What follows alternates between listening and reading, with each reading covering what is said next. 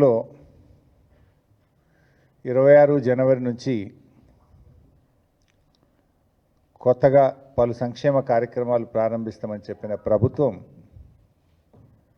తీరు చూస్తూ ఉంటే ఎట్లా ఉందంటే, పేదలకు సంక్షేమ పథకాలు ఎలా అందించాలనే దానికంటే పేదలకు సంక్షేమ పథకాలు అందకుండా ఎలా కోతలు పెట్టాలనే దాని మీదనే ప్రభుత్వం ఎక్కువ దృష్టి పెట్టినట్టు కనబడతా ఉంది.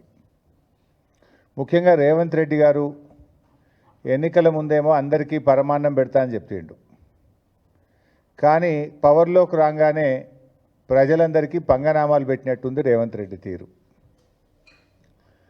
మీరు వారి 6 గ్యారంటీల్లో మొట్టమొదటి హామీ మహాలక్ష్మి అమలు కాలేదు. 6 గ్యారంటీల్లో చివరి హామీ చేయూత, వృద్ధులకు వితంతువులకు 4000 పెన్షన్, అది అమలు కాలేదు. పోనీ ఆ మధ్యలో ఉన్నటువంటి కొన్నైనా అమలు చేస్తాడేమో నిజాయితీగా అంటే, దాని విషయంలో కూడా అన్ని కోతలే ఉన్నాయి. I will explain. అందులో రేషన్ కార్డుల విషయంలో కానీ, వ్యవసాయ కూలీల విషయంలో కానీ, రైతు బంధు విషయంలో కానీ, పేదలకు ఇల్లు అందించే విషయంలో కానీ అన్నీ కూడా కోతలే ఉన్నాయి. దేవుళ్ళ మీద ఒట్లు పెట్టి మోసం చేసింది చాలదన్నట్టు ఇప్పుడు 26 జనవరి అంటే ముఖ్యంగా రాజ్యాంగం అమల్లోకి వచ్చినటువంటి దినం.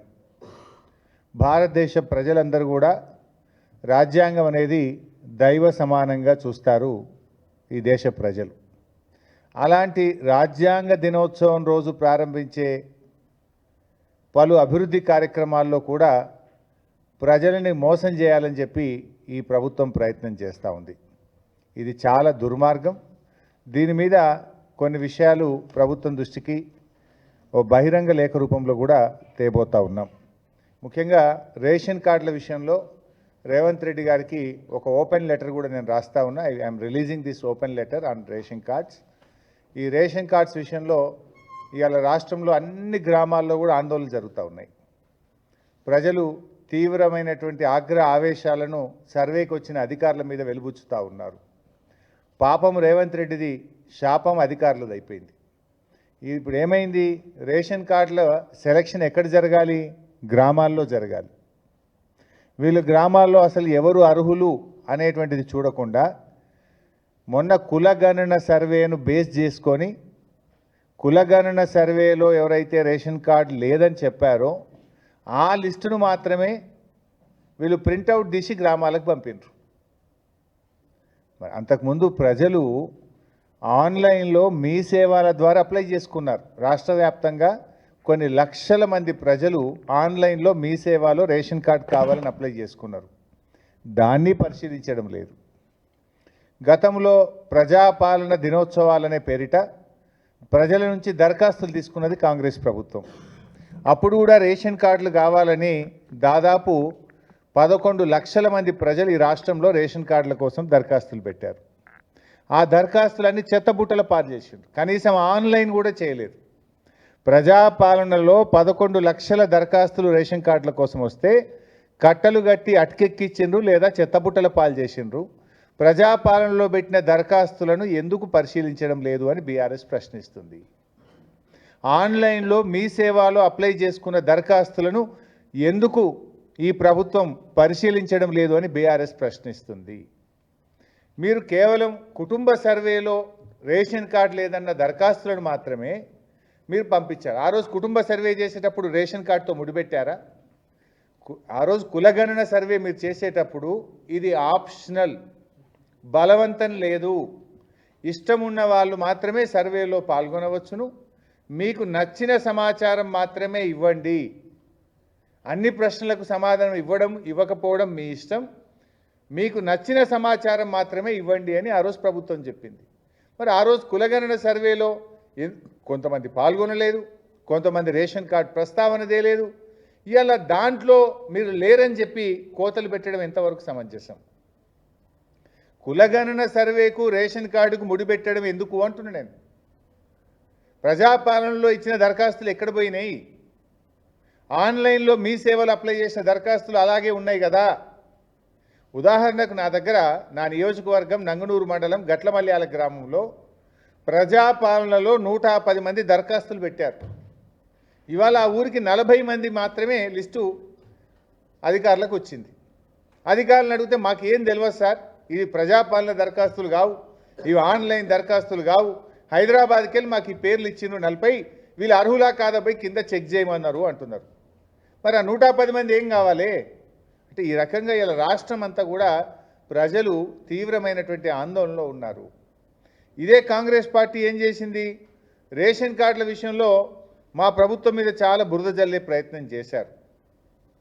నిజంగా చెప్పాలంటే బీఆర్ఎస్ ప్రభుత్వం వచ్చిన తర్వాత 10 ఏళ్ల కాలంలో మేము 6,47,479 రేషన్ కార్డులు ఇచ్చాం. 6,47,479 రేషన్ కార్డులు ఇచ్చాం. ఈ కార్డుల ద్వారా 20,69,033 మంది వ్యక్తులకు అదనంగా రేషన్ ఇచ్చింది బీఆర్ఎస్ ప్రభుత్వం. కానీ కాంగ్రెస్ వాళ్ళు ఏం చేసిండ్రు, బీఆర్ఎస్ వాళ్ళు కార్డులే ఇయ్యలేదని బదనాం చేసిండ్రు. కానీ మేము ఇచ్చిన కార్డులు 6,47,479 కార్డులు ఇచ్చినాం. నిజంగా ఎంత బాగా ఇచ్చిండ్రు కేసీఆర్ గారు ఆ రోజంటే, కేసీఆర్ గారు మానవత దృక్పథంతో ఆలోచించారు. మేము అధికారంలోకి వచ్చినాడు రేషన్ కార్డు పొందాలంటే గ్రామీణ ప్రాంతంలో 60,000 రూపాయల ఇన్కమ్ లిమిట్ ఉండే, పట్టణ ప్రాంతంలో ఇన్కమ్ లిమిటు 1,50,000 ఉండే. కానీ కేసీఆర్ గారు ఈ ఇన్కమ్ లిమిట్స్ పెంచాలి, పేదలందరికీ రేషన్ కార్డులు రావాలి అని చెప్పి 60,000 ఉన్నటువంటి ఇన్కమ్ లిమిట్ను గ్రామీణ ప్రాంతాల్లో కేసీఆర్ గారు 1,50,000కి పెంచారు. పట్టణ ప్రాంతాల్లో 75,000 ఉంటే 2 లక్షల రూపాయలకు పెంచారు కేసీఆర్ గారు. అంటే 60,000 నుంచి 1,50,000కి పెంచినాం, 75,000 నుంచి పట్టణ ప్రాంతంలో 2 లక్షల రూపాయలకు ఇన్కమ్ లిమిట్ పెంచినాం. ఎప్పుడు ఇది 2014-15 మేము అధికారంలోకి వచ్చినాడు. అప్పుడు కాంగ్రెస్ ప్రభుత్వమే అధికారంలో ఉండే మాకంటే ముందు. అప్పుడు 60,000 75,000 ఇన్కమ్ లిమిట్ ఉంటే దాన్ని 1,50,000 2 లక్షల రూపాయలకు పెంచి పేదలందరికీ కూడా సాయం చేసింది బీఆర్ఎస్ ప్రభుత్వం. ఆ రోజు మేము ఇచ్చిన మెమో ఇది, నేను ఇది కూడా చదివి వినిపిస్తా. ఇది 28/11/2014 28/11/2014 మెమో నంబర్ 900. ఇందులో ఎంత స్పష్టంగా చెప్పింది మా గవర్నమెంట్ అంటే, the annual family income ceiling for issue of food security card rupees 1.5 lakh and below in rural areas and rupees 2 lakhs and below in urban areas. This decision has been taken keeping in view that through the outsourcing employees, low status of employees in private sector whose income is very low are not coming under the ambit of eligibility of food security cards, though they are deserving. Therefore, to cover such deserving persons under the scheme, the income limit is increased. Outsourcing ఉద్యోగులు, అంగన్వాడీలు, ఆశాలు, RTC ఉద్యోగులు, అదేవిధంగా private సెక్టార్లో పనిచేసే పేద ఉద్యోగులకు కూడా తెల్ల రేషన్ కార్డు దక్కాలని చెప్పి ఆ రోజు మా ప్రభుత్వం 2014లో పెంచింది. ఇవాళ 10 ఏళ్ళు అయింది కదా పైసా. 2014 నుంచి 10 ఏళ్ళ తర్వాత ఎంత మరి రేట్లు పెరిగినాయి, ఎంత నిత్యావసర వస్తువుల ధరలు పెరిగినాయి, ఇన్ఫ్లేషన్ ఎంత పెరిగింది. మరి ఆ ప్రకారంగా ఇన్కమ్ లిమిట్ పెంచాలన్నా వద్దా? ఆ 2014లో బీఆర్ఎస్ పెట్టిన ఇన్కమ్ లిమిటే పెట్టిండ్రు. మరి మేము కూడా ఆ రోజు గదే 60,000 గదే 75,000 పెట్టే రేషన్ కార్డు ఇవ్వాల్సిన అవసరమే ఉండకపోవు కదా బీఆర్ఎస్ ప్రభుత్వానికి. మాదేమో మానవతా దృక్పథం, మేమేమో ఎంత ఎక్కువ మందికి కార్డులు ఇవ్వాలని మేము ఆలోచిస్తే, మీరేమో ఎంత ఎక్కువ మందికి కోత పెట్టాలని మీరు ఆలోచిస్తున్నారు. 2014 నుంచి 2024కు 10 ఏళ్ల కాలంలో రిజర్వ్ బ్యాంక్ ఆఫ్ ఇండియా చెప్పిన ఇన్ఫ్లేషన్ లెక్క, రిజర్వ్ బ్యాంక్ ఆఫ్ ఇండియా ఏం చెప్పింది, average inflation is 5.42% per year. 5.42% per year అంటే 10 ఏళ్లకు మనం లెక్క పెడితే 69.60% ప్రైస్ ఇంక్రీజ్ ఉన్నది. నిత్యావసర వస్తువుల ధరలు 2014 నుంచి 2024 మధ్య మొత్తం దేశవ్యాప్తంగా రిజర్వ్ బ్యాంక్ ఆఫ్ ఇండియా లెక్కల ప్రకారంగా 10 సంవత్సరాలకు క్యుములేటివ్గా చూస్తే అది 69.60%. అంటే దాదాపు 0.7%, 70%. దీని ప్రకారంగా ఏం చేయాలి? 1.70 ఇంటూ ద ప్రీవియస్ రేట్, అంటే ఆ రోజు 1,50,000 ఉంది బైసాబ్ రూరల్లో. 1,50,000 ఇంటూ 1.7 కొడితే ఏమవుతుంది? ఆ ఆదాయము మనం ఆ రకంగా పెంచవలసినటువంటి అవసరం ఉంటుంది. కానీ మీరేం చేస్తుండ్రు? అది పెంచే ఆలోచన చేయకుండా ఈరోజు పాత రేట్లనే కొనసాగించేటువంటి ప్రయత్నం చేస్తున్నారు. మరి ఆ రకంగా మేము ఆ రోజు 2.5 టైమ్స్ పెంచాం. 2.5 టైమ్స్ అంటే 60,000ను మనం ఆ రోజు 1,50,000, 75,000ను 2 లక్షలు, అంటే 2.5 రెట్లు రేషన్ కార్డులు ఇవ్వడానికి ఆ రోజు 2.5 రెట్లు గత ప్రభుత్వం పెంచింది, ఇన్కమ్ లిమిట్ పెంచింది. మీరు 2.5 రెట్లు పెంచుతారా? At least 0.7%. Inflation, reserve bank of India చెప్పిన ప్రకారంగా ఇన్ఫ్లేషన్ ప్రకారంగా మీరు ఆ 1.7 మీరు చేయాల్సినటువంటి అవసరం ఎంతైనా ఈరోజు ఉంది. ఆ రకంగా చేస్తే ఏమవుతుందంటే, ఇవాళ బీఆర్ఎస్ డిమాండ్ చేసేది గ్రామీణ ప్రాంతంలో 1,50,000 ఉన్నటువంటి దాన్ని మీరు 2,55,000కు పెంచాలని బీఆర్ఎస్ డిమాండ్ చేస్తుంది. పట్టణ ప్రాంతంలో కూడా ఇన్కమ్ లిమిటు 2.5 లక్షల రూపాయలు ఉంది. దాన్ని 1.7తో మీరు మల్టిప్లై చేసి 3,40,000కు పెంచాలని బీఆర్ఎస్ డిమాండ్ చేస్తుంది. అప్పుడు నిజంగా పేదలు కవర్ అవుతారు. మేము ఆ రోజు కేసీఆర్ది మానవత దృక్పథం, పేదలకు అందాలని కేసీఆర్ ఆలోచన, పేదలకు ఎట్లా కోతలు పెట్టాలన్నది రేవంత్ రెడ్డి ఆలోచన. ఇంతే తేడా. ఆ రోజు మేము 2.5 రెట్లు పెంచాం, మరి ఈరోజు మీరు ఎందుకు పెంచరు అని మేము అడుగుతా ఉన్నాం. సో బీఆర్ఎస్ ఈజ్ డిమాండింగ్ ఈ ఇన్కమ్ లిమిట్ను 2014లో బీఆర్ఎస్ డిసైడ్ చేసిన ఇన్కమ్ లిమిట్ కాకుండా రిజర్వ్ బ్యాంక్ చెప్పిన ఇన్ఫ్లేషన్ ఆధారంగా గ్రామీణ ప్రాంతంలో 2,55,000ను, పట్టణ ప్రాంతంలో 3,40,000 రూపాయల ఇన్కమ్ లిమిట్కు పెంచి పేదలందరికీ రేషన్ కార్డులు అందించాలని ఈరోజు బీఆర్ఎస్ పార్టీ డిమాండ్ చేస్తూ ఉంది. అంతేకాకుండా ఆ రోజు మేము చాలా నిర్ణయాలు తీసుకున్నాం.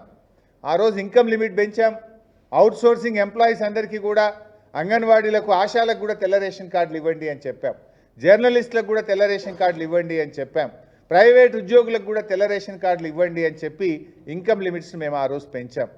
అంతేకాకుండా ఆ రోజు ఇదే కాంగ్రెస్ పార్టీ ప్రతి మనిషికి 4 కిలోల బియ్యం, ప్రతి కార్డుకు 20 కిలోల సీలింగ్ పెట్టింది. కానీ కేసీఆర్ గారు వచ్చినాక 4 కిలోలు ఏంది, పేదలకు కడుపు నిండా అన్నం పెట్టాలని 6 కేజీల బియ్యం ప్రతి మనిషికి ఇచ్చింది బీఆర్ఎస్ ప్రభుత్వం. 20 కిలోల సీలింగ్ తీసేసి అగర్ సే ఘర్ మే 10 లోగ్ హై 60 కిలో చావల్ దే దో, 10 మంది ఉంటే 50 కిలోల బియ్యం ఇవ్వండి, 8 మంది ఉంటే 48 కిలోలు ఇవ్వండి, 10 మంది ఉంటే 60 కిలోలు ఇవ్వండి అని చెప్పి ఇంకా ఆ సీలింగ్ తీసేసినాం మేము. ఇది మేం చేసింది. ఆ రోజు కాంగ్రెస్ పార్టీ మనిషికి 4 కిలోలు ఇచ్చింది, 20 కిలోలు ప్రతి కార్డు మీద సీలింగ్ పెట్టింది. సీలింగ్ ఎత్తేసినాం, ప్రతి మనిషికి 6 కేజీల బియ్యం ఇచ్చింది ఆ రోజు బీఆర్ఎస్ ప్రభుత్వం. అదేవిధంగా మేము కొత్త కార్డులు ఇచ్చాం, ఇన్కమ్ లిమిట్లు పెంచాం, రేషన్ కార్డు మీద సీలింగ్ ఎత్తివేశాం. ఇది కాకుండా పిల్లలకు ఎస్సీ, ఎస్టీ, బీసీ, మైనార్టీ గురుకుల పాఠశాలలో, అంగన్వాడీల్లో చదువుకునేటువంటి పిల్లలకు పాత బియ్యం, సన్న బియ్యంతో కడుపు నిండా అన్నం పెట్టాం. ప్రతి సంవత్సరం 2,62,000 మెట్రిక్ టన్నుల పాత బియ్యం, సన్న బియ్యాన్ని గురుకుల పాఠశాలలకు, హాస్టళ్లకు, ప్రభుత్వ పాఠశాలలకు సప్లై చేసి 2015వ సంవత్సరం నుంచే సన్న బియ్యంతో అన్నం పెట్టింది బీఆర్ఎస్ ప్రభుత్వం. కానీ ఇలా మీరు ఇలా ఏ మార్పు తేలే. మీరు ఇలా మీ లెక్క ప్రకారం వచ్చిన ఉదాహరణ చెప్తా బైసాబ్. ఆ రోజు అంగన్వాడీ టీచర్లు 2014లో మేము మా ప్రభుత్వం వచ్చినప్పుడు మేము కొత్త రేషన్ కార్డులు ఇచ్చినప్పుడు అంగన్వాడీ టీచర్ జీతం ఆ రోజు 4,200 బైసాబ్. 4,200 ఇంటూ 12 నెలలు వేస్తే 50,000 అవుతుంది గంతే. కానీ ఆ రోజు మేము 1,50,000 సీలింగ్ పెట్టినాం కార్డు ఇవ్వడానికి. ఇవాళ అదే అంగన్వాడీ టీచర్ ఎంత అంటే 13,650 రూపాయలు బైసాబ్. 13,650 నెలకు జీతం. సంవత్సరానికి ఎంత అవుతుంది? 1,63,800 రూపాయలు అవుతుంది. ఇప్పుడు మీ ఇన్కమ్ లిమిట్ ఎంత ఉంది?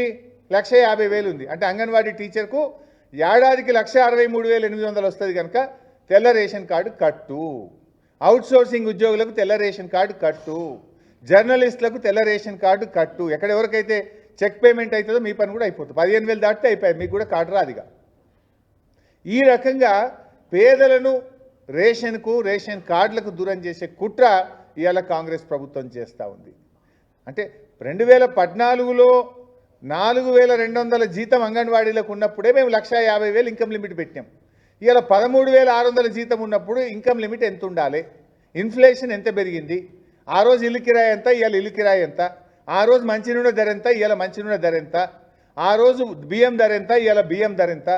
పెరిగిన ధరలకు అనుగుణంగా నువ్వు దాని లిమిట్ పెంచి పేదలకు న్యాయం చేస్తావా చేయవా?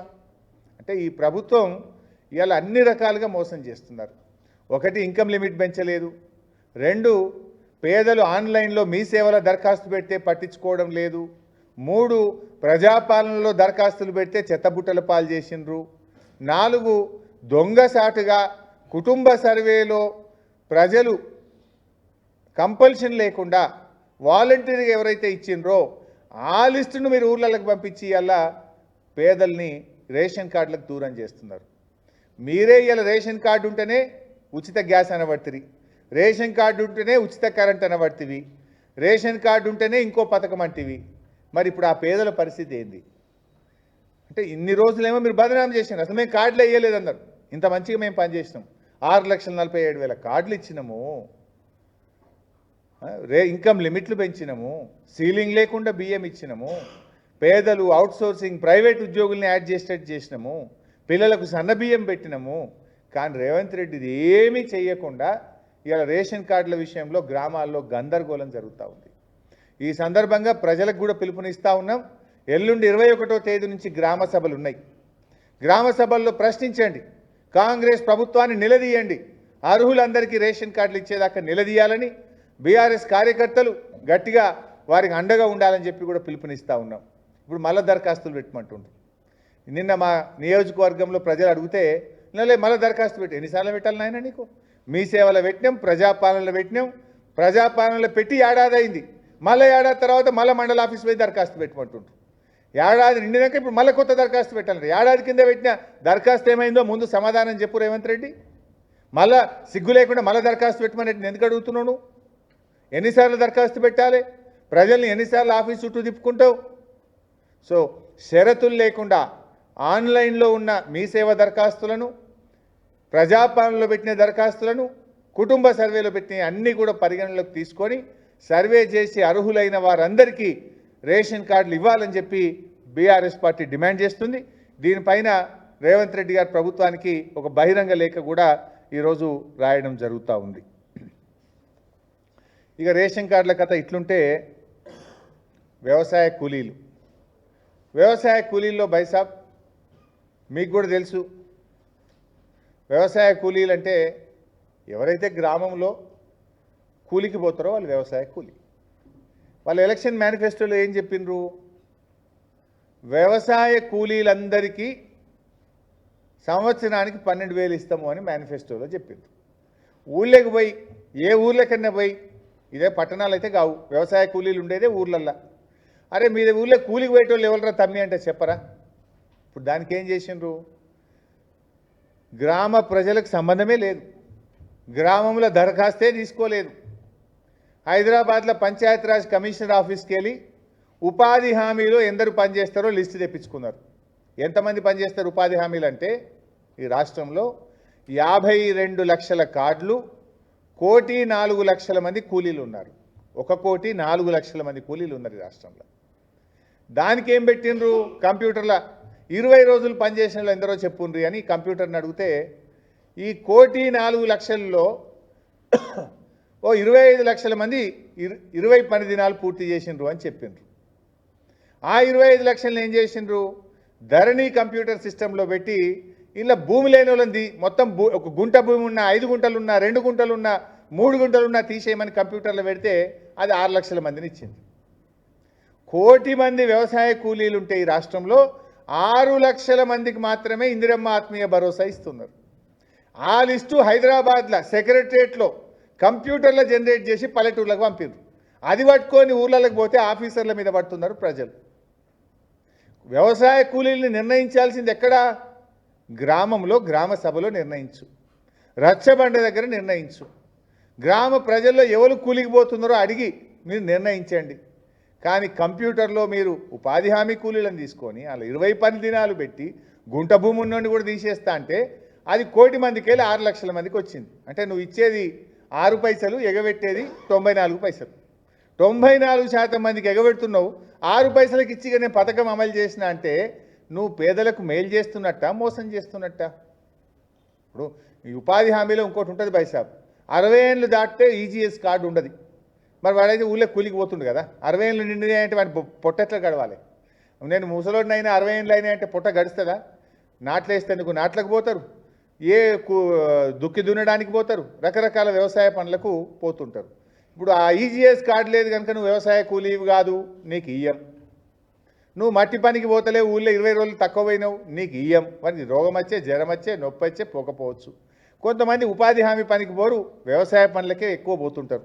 జనరల్గా వ్యవసాయ పనులలో 600, 700 కూడా ఇస్తున్నారు. ఇవాళ రేపు 500 కూడా ఇస్తున్నారు. ఈజీఎస్ పోతే 300 అంటారు, కానీ వచ్చేది 150, 200 వస్తున్నది. నువ్వు ఈజీఎస్కు పోలేదు కనుక, నువ్వు వ్యవసాయ కూలికి పోయినావు కనుక నీకు ఇయ్యమంటే ఎట్లను? ఈజీఎస్ అని నిబంధన ఎక్కడిది? Why are you linking with EGS? నువ్వు ఊళ్ళోకి పోయి ఆయన కూలికి పోయిండా లేదా, వ్యవసాయ కూలా కాదా చెక్ చేయి. నువ్వు అసలు గ్రామంలో చర్చ లేదు, గ్రామంలో పరిశీలన లేదు, సెక్రటరియట్లో తయారు చేసిండ్రు. వ్యవసాయ కూలీల లిస్ట్ ఎక్కడ తయారు కావాలి? గ్రామంలో తయారు కావాలి. కానీ మీరు హైదరాబాద్లో కూర్చొని సెక్రటరియట్లో కంప్యూటర్లో తయారు చేసిండ్రు. ఉపాధి హామీ కూలీల లిస్టు తీసుకొని అందులో 20 రోజులు పనిచేసిన వాళ్ళని తీసుకొని గుంట భూమి ఉన్నోడిని తీసేసి 1 కోటి మందిని 6 లక్షలకు తెచ్చిండ్రు. ఇది పూర్తిగా పేదల నోరు కొట్టడం.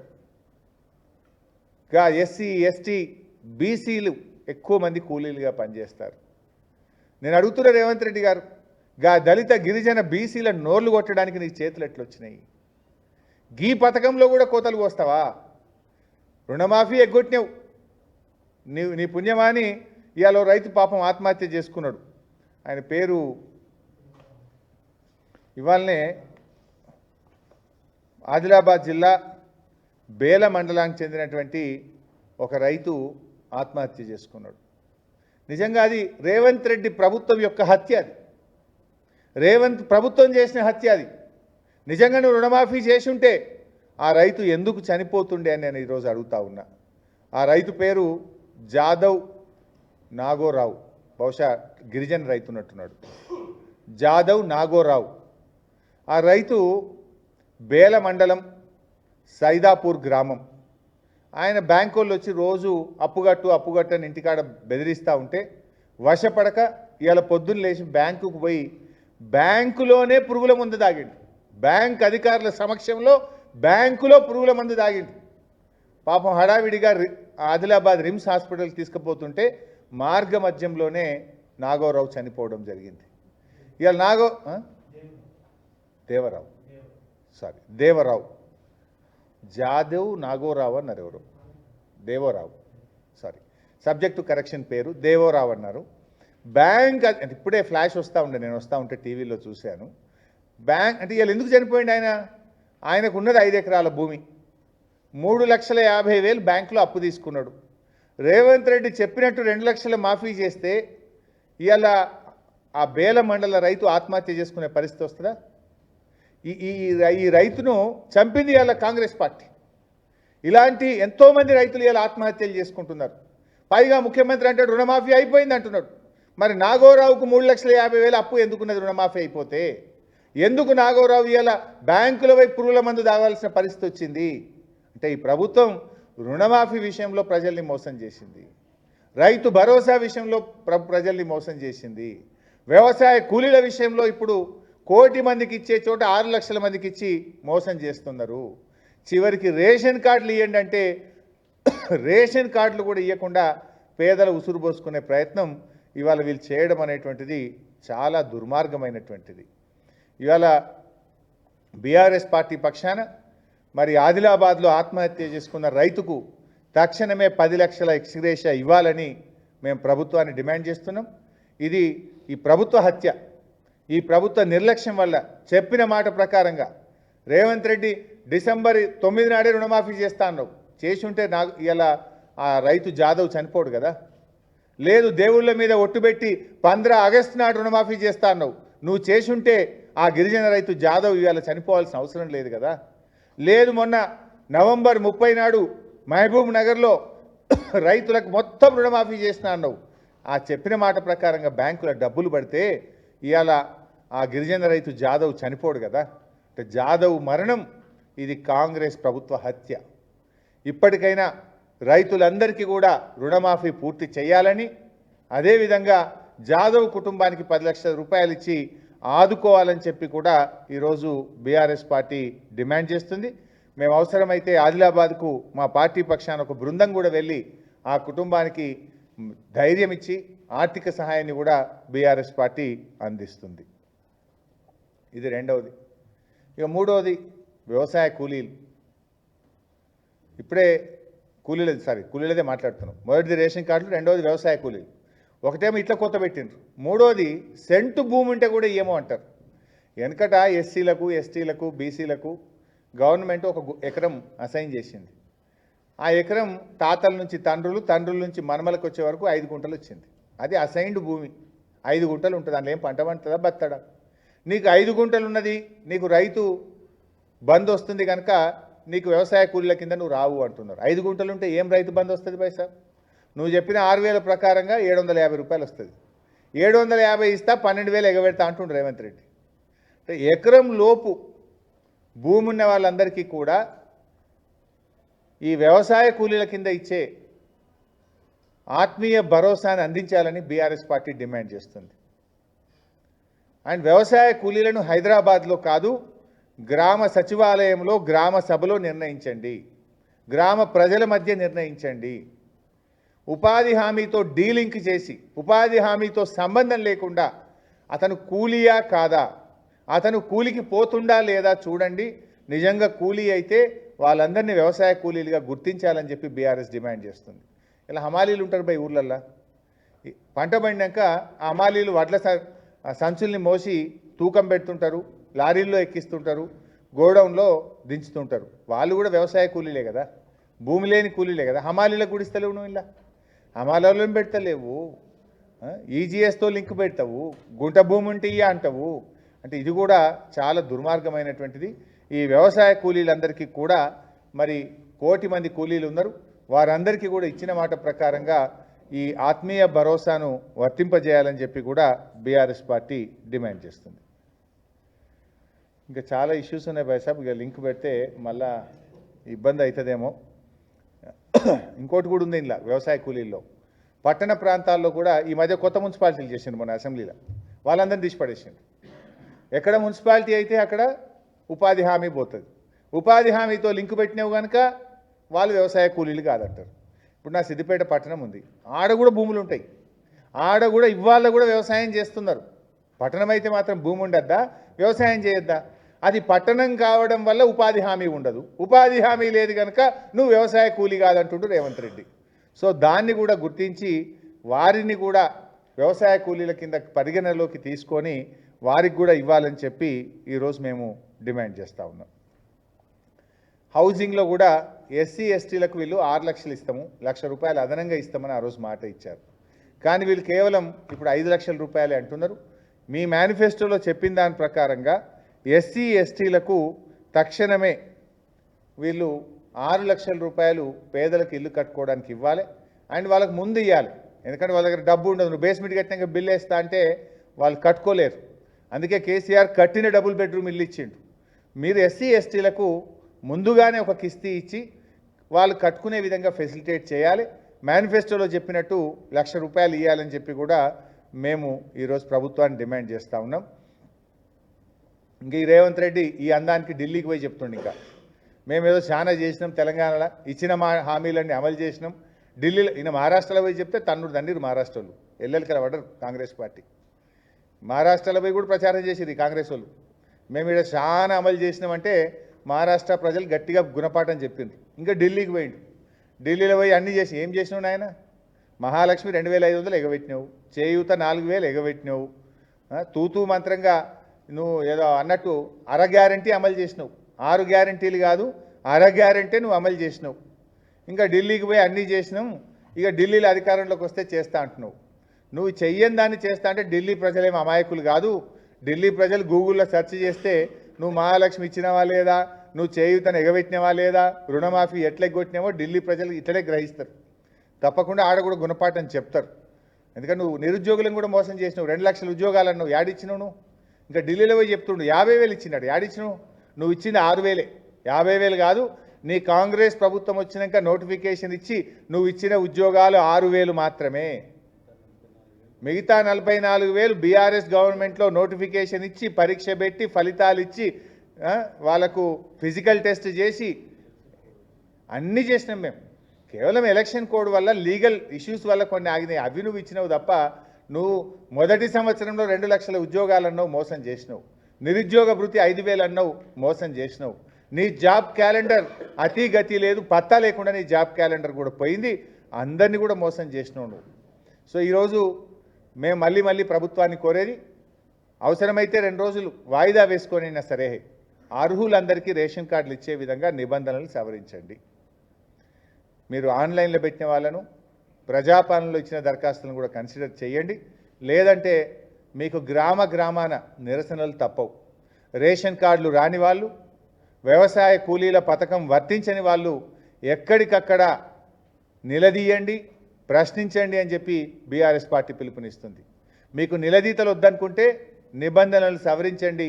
నిజమైన పేదలకు, నిజమైన అర్హులకు వ్యవసాయ కూలీల పథకం వర్తింపజేయండి. అర్హులందరికీ రేషన్ కార్డులు ఇవ్వండి అని చెప్పి మేము కోరుతా ఉన్నాం. Thank you.